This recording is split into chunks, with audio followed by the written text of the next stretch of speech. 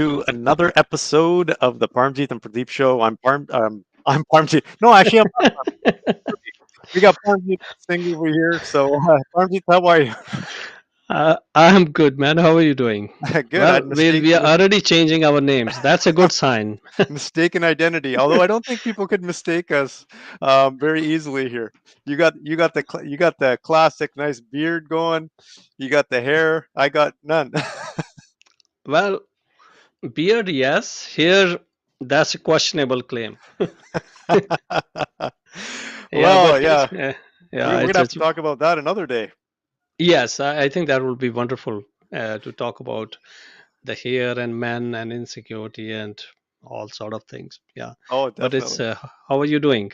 I'm doing great. Yeah, so Mm. I think today we're gonna be talking about a topic that we brought up yesterday, which was or the last episode, which was around having clarity of mind and how that can impact business growth and family success. And really want to deal with a question today, which is how do I deal with an overactive mind? And I'm very curious because Parmjit, you're a professor at McMaster University. You have your PhD in psychology, and you're considered a mindfulness expert. So I think this episode is going to be very insightful for not only myself and everybody else out there watching. But what do you think when people say, how do I deal with an overactive mind?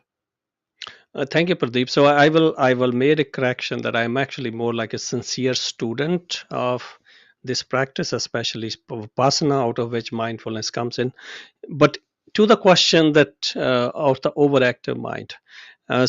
In the previous episode we recorded, we were talking about clarity, and a story came to my mind, which is a kind of folklorish stories, and the story is about a king who had an overactive mind. He was pestered by this runaway mind, and nothing really helped him. He took many recourses, and everything was pretty much futile. So somebody suggested to him that there's a monk um, on the other side of the mountain, and he might help you. And in stories there's always a monk on the other side of the mountain, and most likely male monk, not female monk. That reflect the patriarchal system of older times. Uh, so he goes to that monk and he recites his problem, and the monk says, okay, no problem. If you have overactive mind, bring your mind tomorrow at 4:30 or 4 o'clock, and I will fix it right away. So king is happy that somebody can fix his overactive mind. So next day he goes again early morning, and the monk says, did you bring your mind? And the king is now puzzled because he tried to find his mind in the early morning, couldn't find anywhere. So he says, no, I couldn't bring because I couldn't find it. Mhm. And monk said that, okay, well, I cannot fix if you can't find it. And that is essentially the story of our mind. Means if you look into your overactive mind, you don't find it any place. It's not sitting somewhere on the forehead or behind the nose or between the ears. Even though it runs the show, it is nowhere to be found. And that is the mystery and the challenge of human mind. Mhm. Um, so the overactive mind, uh, we all experience it, and that's one of the reasons why we it can muddle up the clarity, the one we were talking in the previous episodes. But there's also biology behind. We know that when our mind is active, um, most of our mind in normal is active. There's a research study to suggest around 50% of the time our mind is always somewhere else than it needs to be. So Mhm. that's actually huge wastage of time. So 50%, um, or around, it was 47% of waking time. You are spending somewhere where you need to be. So that's actually one of the drainage of our mental resources. But more than that, I think it creates, not only to muddles up sense of clarity, and it deprioritize all the things we want to do. It has its own its mental health implications. More active mind sucks us into a different way of thinking, rumination, self-talk, stories. We live our life through stories, and stories can be constructed from overactive mind. And in an extreme, it can cause its own damage or harm. But to our point, how do we deal with overactive mind? One is to actually, as we were talking, one is to just do something which minimalize the exposure. um, so I before we started recording, you were talking about, you there's a one thing you use it, and then I will add what I use to actually develop that sense of clarity and minimize that overactive mind. So I was thinking that if you would like to chime in here, Pradeep, and share what you do in this context, and then we can actually bring the conversation back to this main question. Yeah, and I think it's a simple one. It's to have a checklist. It's to simply write down the things that are going through your mind and then prioritize and take a look, because a lot of times when you write those things down, a lot of those, many of those, if not the majority of those, are not relevant for that particular moment or even that day. And so that's where when working with entrepreneurs, I get them to write down their priorities for the day, because you can take 20 different thoughts that are going through your mind and all these things that you think you need to do and bring them down to maybe 3 or 4. And that allows you to focus and be more clear and have, I'm going to say, a state of, or a better state of presence, which helps with dealing with an overactive mind. So it's just simply a checklist. It's one of the simplest tools, but most effective tools that a person can use for anything in life. So it would mean that anything somebody uh, do to minimize the information overload will actually help, because when we prioritize, when you make a checklist, you obviously have to outcompete with all the other things. So Hmm. if checklist is 10 things and out of 10 you have to actually uh, pick only 3, then it means 7 has to be gone. Hmm. And in order those 7 elimination, this is eliminator process, which is actually a wonderful process. In fact, there's a name for it. It's called via negative, where is subtractive strategy to become a better performing leader or a householder or anybody. Instead of adding things to your life, try to delete or subtract. So via negative.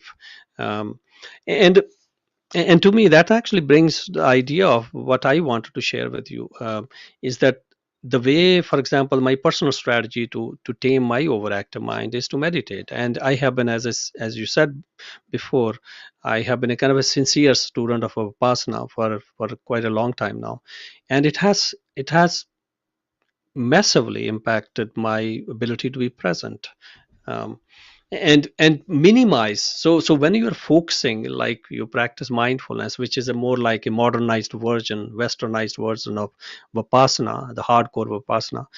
Mindfulness allows us to actually stay present. And if you see being present, you are actually prioritizing. Hmm. You're prioritizing between those 3 dimensions of time, the past and the future, and the present is actually what priority is. So by doing that, you're eliminating 2 dimensions of time, and that's the checklist. So if you think about time as a checklist, you are actually now taking out the, for that moment, you're taking out the past and everything that is there in the past to bother us, and you take out the future and everything there is in the future to make us anxious and worried and um, be slightly apprehensive about it. And when we focus on the present, it obviously actually that's a more like intellectual checklist, but it's a more experiential. Now you're simply focusing on the present moment, and you're simply allowing the things to come and go and not reacting to anything. When we don't react, we don't feed into the mind, and when the mind is not fed, it does not overact. And when it is not overactive, it actually adds to the sense of clarity. Hmm. So it is it's interesting that in order for us to overact, to tame the overactive mind, something you can do cognitively, which is prioritizing and checklisting, or you can do experientially, like being mindful and sit. You don't have to checklist in that moment. You just sit and simply stay present, because by being present, you are prioritizing this moment over the moment that passed or the moment that is about to come. Yeah, that's really interesting, because I never thought of meditation or even mindfulness as a way of minimizing. But you're absolutely right. In a lot of ways, there's certain, when I meditate a certain way, sometimes it's guided. Sometimes I just want my empty thoughts. Like I just want emptiness, right? Black space, call it emptiness, complete emptiness. And I feel sometimes the the most peaceful and at most have the highest level of content when there's nothing running through my mind from that perspective, right? When there's stuff running in your mind, but it feels like there's nothing, right? It's nothing. It's black space. It's empty, and that can be very refreshing because on a day-to-day basis, I think one of the things that also creates overactive mind is the sense of responsibility, is being responsible for all of these things in life. I'm responsible for being successful. I'm responsible for making all this money. I'm responsible for having a successful or happy marriage, or and for my kids. And all of these things, when it comes to responsibility, can play a load both emotionally and cognitively on someone. And there's a lot of research, Parmjit, that's been done around performance as well. And you know this from the performance psychology, is when you reduce cognitive load, performance can actually go up. And that's really interesting when you think about it, because it kind of like the, I don't want to simplify it this much, but maybe for the context of this conversation, maybe the more you simplify, the better your life becomes. And it goes back to something that my grandfather used to say, and it never hit me until I was older. And he said, "The simpler your life, the better your life." And I always thought, yeah, that's interesting. Yeah, because again, if you think about simplicity, simplicity is a lot less. Uh, you can think about lots less dimensions than complexity. So if you simplicity for an individual, uh, for example, for my father, whenever I go from here, I will bring him jackets, um, because I thought that would be useful for him. But whenever I brought, he said, I have, मेरे को हैगी है पुरानी, वही चली जाती है. And that used to be very interesting because he would still default to the older jacket. And Mhm, for him, and this was something I felt grateful to having learned from our older people, our parents and older individuals in our life, is that their life was simple, not because by they wanted to have some, but because the availability of things were very less to farmers. mhm, When I was growing up, they had not many possibilities. You can There were no shopping malls. mhm, um, Means if they wanted a kurta pajama, they will go to a typical shop in the village, and they will have only few fabrics, and they mhm, will probably pick the most suitable one which will not soil easily. mhm, So simplicity in itself, it creates quality, because you can think about from a perspective of mental processing. If our mind has to process a lot of information, it is performance is going to go down. But if it has to process only required amount of information necessary for us to make a decision, then you have that information, but your performance is not going to go down because of the cognitive load. And similarly, if you have a lot of things at home, you have to work through which what you need to work with. If you have fewer things, and you don't have to actually spend that much effort, mhm, you know. So ultimately, if you see the if you think about the previous conversation we had in the past, our recording, the clarity is oftenly compromised by the over quantity. I will not say quantity, but the over quantity, whether it's about things or it's about ambitions. Having too many ambitions may be useful on the paper, but having one ambition at a time and working on can actually help you focus and allow the mind to function better than than doing two things at twice. And we know multitasking doesn't work. mhm, We are not designed to multitask because our brain does not have many resources. mm. Yeah, that's very interesting. That when as you were talking, there's a couple things that popped up in my mind. The first one is when I look at my kids' room and I see all their toys and everything that they have, and I look back and I just remember one or two toys that we used to have that we loved, and our kids have this never-ending supply of stuff. And I can't help but think, yeah, it's not healthy for them. It's not healthy for them to be so bombarded by all these things. And I think in a way it could be positive because they get to be exposed to all these different things. But I think in a way it can be overstimulating for their minds at times. The other thing that pops into my mind is from a business perspective. When we consult with businesses, we always take a look at a classic example from a marketing, when we consult on marketing and sales, is if you take a look at Costco's approach. Costco has a strategy where they only have one or two of the same type of food, for example, or item because they don't want you to think too much. They just want you to say, okay, I need ketchup. There, I could just pick it up and buy it. Because when you start to think too much, you may not buy it. And there's studies to show that if the more variety of products you might have of one product, the less sales actually you get as a result.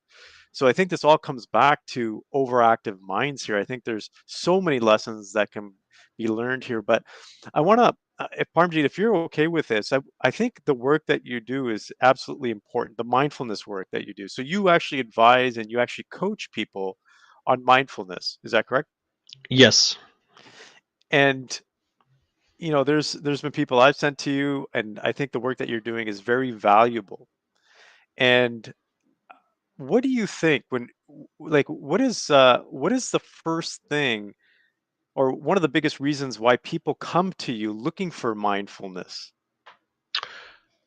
There are few things. One is mindfulness is something which is reasonably uh, cost effective. Means you don't have to invest huge amount of money in that. I mean, once you learn from it, you don't need expensive clothes to wear, you don't need expensive equipment, you need don't need expensive subscription services. Once you learn this technique, and as long as you have body and you have breath and you have attention, you can do it any place anytime.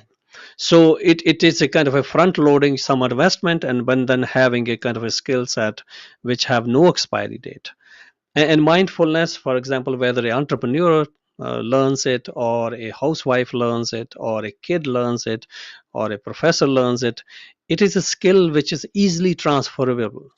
you know if an entrepreneur learns to be present, he can be present or she can be present to his or her clients, and that will definitely improve their performance, the sense of presence, so they are not distracted. They are minimalizing their environment to the extent which works in their favor, and the same sense of presence can be transferred when they come home, that can transfer to their spouses, to their kids. Because one of the interesting thing in research have shown that if you teach people something like cognitively focused, like video games, those skills that are learned from learning video games are transferable to similar domains. Okay, which means that they are not transferred to a non-similar domains. So what you learn, there might be slight overlap, but it's not hugely transferable to non-similar domains. Uh, but if you take people who have been trained to be mindful, it seems like from a research perspective that the skill of mindfulness easily transferable to all specific, non-specific, similar, non-similar domains. So Mhm. you can be present to your clients in the business environment, and similarly you can be present to your kids when you come home, and you are able to dissociate, because sense of presence means that you are able to to slice off the the time period when you are in office. So you can make that transition. So that's, I think that's why it's so valuable. This is a skill which works through simply like any other skill. There's no, if, unless you want to add religion and mysticism to it, that's beside the point. But as a very basic thing, you can just simply learn the skill, and then just simply practice it and test drive it. So one of the reasons that's why they come, it's easy to learn, difficult to practice, because it's you are teaching the old dog new tricks, and old dog is always resistant. So it takes a little time, but it is something I always tell people, that if you sit and practice for 15 minutes and you find yourself uncomfortable in that 15 minutes, uh, you might feel comfortable in the rest of 23 and 45 minutes. So to me, that's actually huge return over investment. 15 minutes of discomfort or 20 minutes of discomfort can lead to the rest of your life or day comfortable. I think that's a huge Mhm. return over your investment in this process. So that's one of the reason people come. And because, and then there's a also other side to the, we live in a very highly competitive world. People are struggling. People, as you mentioned in the last uh, conversation, that we are always thinking quantitatively, how much I make, how do I measure up in relation to my neighbors, and all those kind of things, and that can generate overactive mind. We know that we live in a referential lifestyle, which means we don't live in absolute. Hmm. lifestyle. I think I said this in one of the podcasts. One of the easier way to feel poor is to move to the richer area.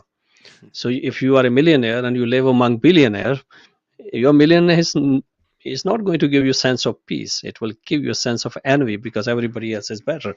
um, Converse is not true. It doesn't mean that you move into the poor area and you will make feel rich. There could be other, but the point here is that we live in a referential space. A referential space is one of the, I think, important element of why our mind is always active, because it's Yeah. comparing to other people. Yeah, I think that was very well put.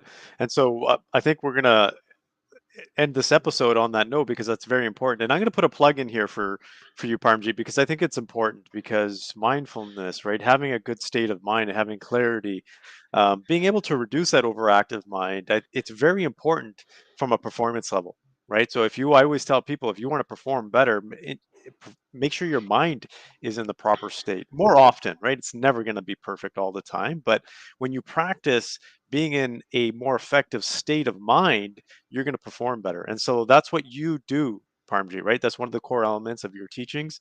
So I want to put it out there for people. If you are struggling with an overactive mind, or even if you want to learn mindfulness techniques, or you just want to have better performance, I would highly encourage you to reach out to Parmjit. And there's Parmjit's website right below. It's at parmjitsingh.com. And I highly encourage you to reach out to him. No, thank you so much, Pradeep. I'm very grateful for that.